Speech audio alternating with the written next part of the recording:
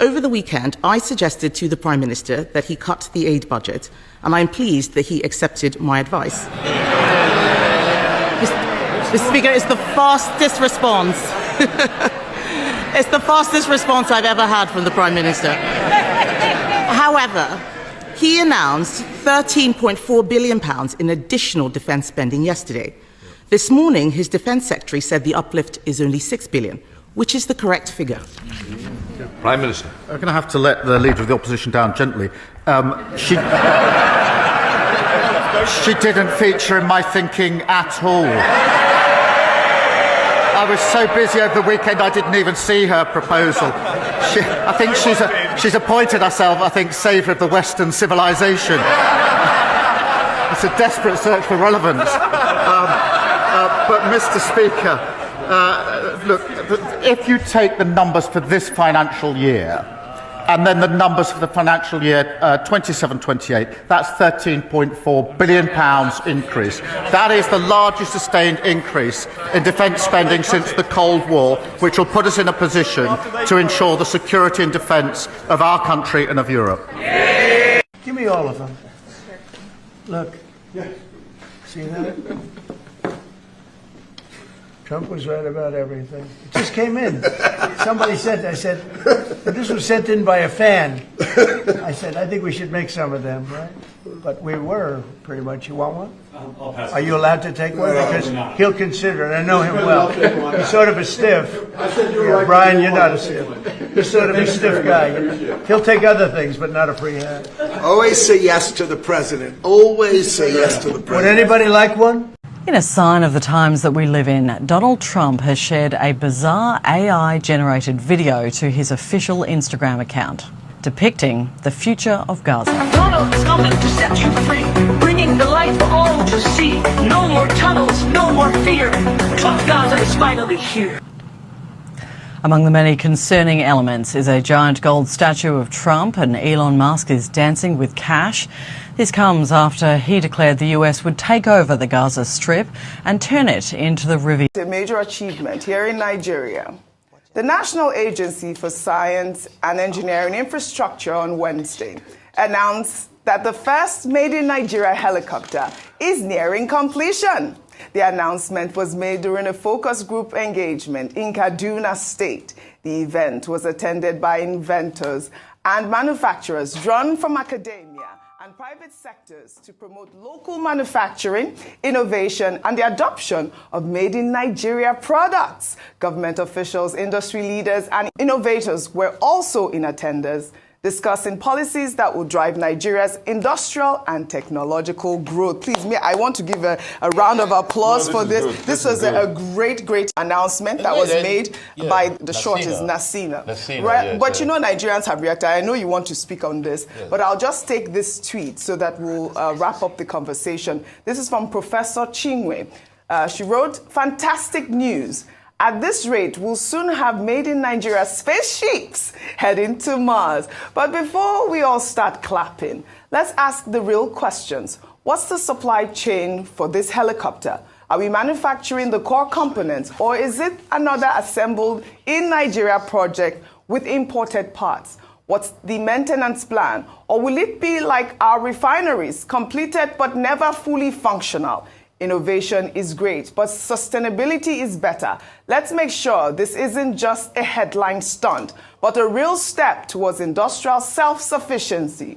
Until then, I'll be watching this helicopter economy from a safe distance, while Naseni is working to develop homegrown technology to reduce the country's over-reliance on foreign products, with many innovative solutions already deployed across various sectors. I just needed to put that caveat out. They're all about indigenous rights. I don't know why you guys are laughing. Let Professor Anthony speak quickly. And you tell me just a quick announcement. I'm like everybody, I'm delighted about this development. Right. Interestingly, the strategy focus group, there's another one happening in Lagos today, and I'll be speaking there later on. Fantastic. I would remind you of what Chinwe Obiaku says about the sustainability and the supply chain. And that's what I'll be bringing today. Fantastic. My paper is actually titled Sustainability in Made in Nigeria. Fantastic. Made in Nigeria. Why are you laughing? So this is why I was laughing. Go ahead. See, don't pressure me. I'll tell you why I was laughing. Why I was laughing was because What? many years ago, even you can Google this. Hadi Sirika said that we start producing planes in Nigeria. Couple of years ago. Until today, You haven't seen the plane? I've not seen the leke fly. So I just hope this is not another Adi Sirika speak that Naseni is saying. I hope, I'm happy, but I hope. No. And the helicopter economy, I just hope we can produce it quickly so that this oil company will be buying Nigeria-made aerocopter. Must you be violent all No, the time? it's Must you- aerocopter, not helicopter. Helicopter. Let me help. Helicopter. Helicopter. Well, I mean, I think I would say kudos, really, because Kudos, that's all we really need I'm to saying do. kudos too. Is this made in Nigeria product? And they have promised that they are trying not to be reliant on foreign products, meaning that even the components will be made in Nigeria. I sincerely hope so. Well, in the same vein, Dangote Peugeot Automobiles Nigeria Limited, the official manufacturer and marketer of Peugeot vehicles in Nigeria, has begun assembling the GT model of the Peugeot 3008, a globally successful and award-winning SUV. The vehicle is being assembled at the Dangote state-of-the-art assembly plant in Kaduna State again. The development marks a significant step in Dangote's commitment to boosting local vehicle production and enhancing Nigeria's auto industry.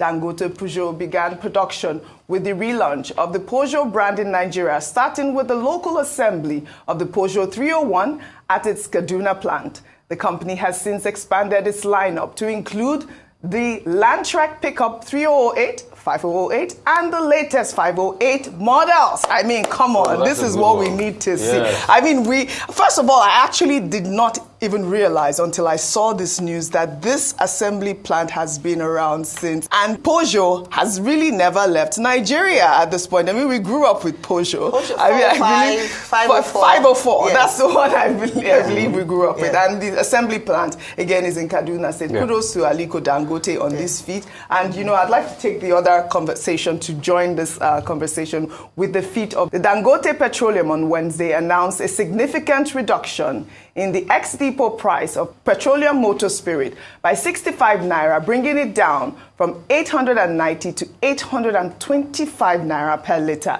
The adjustment marks the second price reduction by the refinery in February 2025. The price cut, effective from February 27, 2025, is intended to ease financial burden on Nigerians, especially with the upcoming Ramadan season. Well, according to the refinery, the new pricing will vary by region.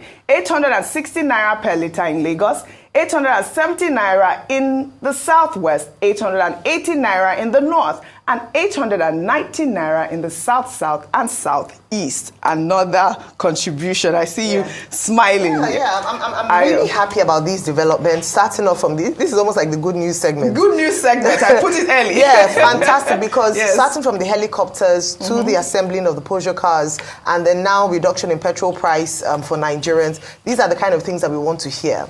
And I do believe that we need to raise more. And so first of all, let me give him his flowers before I talk about raising. Alhaji Aliko Dangote for his efforts in nation building. It shows that you don't have to be in politics to make your own contribution to making the country work again. We often talk about enabling business environment so that we can see more manufacturing sector organizations thrive, and we can actually begin to produce here in Nigeria. Nigeria has a lot of potential. We have a lot of the natural resources and minerals that we don't have to export, and others are able to make something out of, where we can actually do it back home in Nigeria. Now, when it comes to that, I'll then say that we need to raise more people like Dangote. Imagine if we had like 5, 10 of them, and one man is making such a mark. Imagine how much more people who are, and it's not for a lack of them being around, it's a lack of opportunity or an environment for them to